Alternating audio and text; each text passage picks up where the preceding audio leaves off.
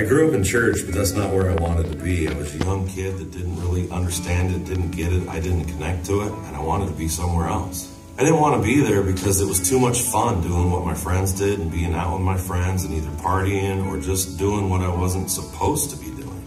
I became a master of manipulation by hiding who I truly was and showing this front when I was around the church and when I was around the church people. I was feeling this emptiness. I was feeling it with smoking, with women, with pornography. In 2007, in spite of everything that was going on in my life and all the whirlwind that was happening, I met Kim. I thought that that was it. I'd filled that hole. But I didn't. Everything was still there. All the lies, all the deception, all the other things that I was doing. We fought like crazy. And underneath all of it was all of that deception and all of that hidden, and the fact that she never got to know who I was.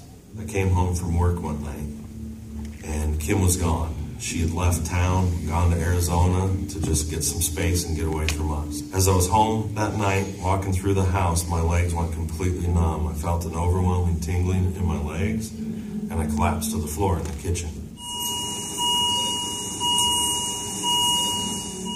The doctor said I had a brain aneurysm rupture. Over the next few days, my body started shutting down.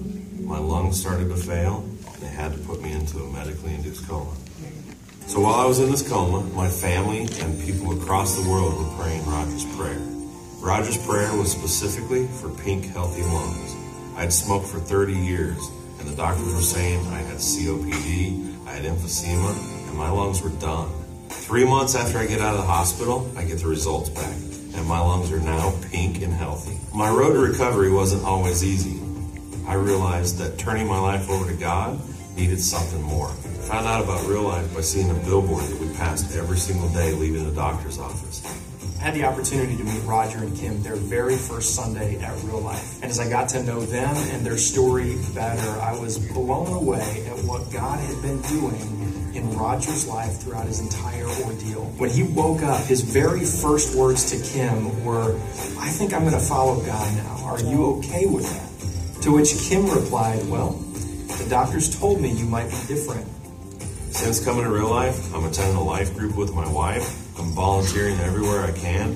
And the craziest thing, I want to go to church. What God is doing in Roger's life is incredible. So much so that Kim now refers to Roger as her second and third husband.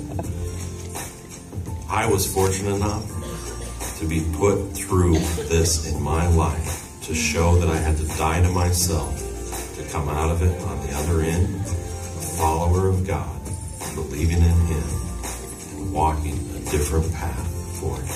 My name is Roger, and I'm a changed life.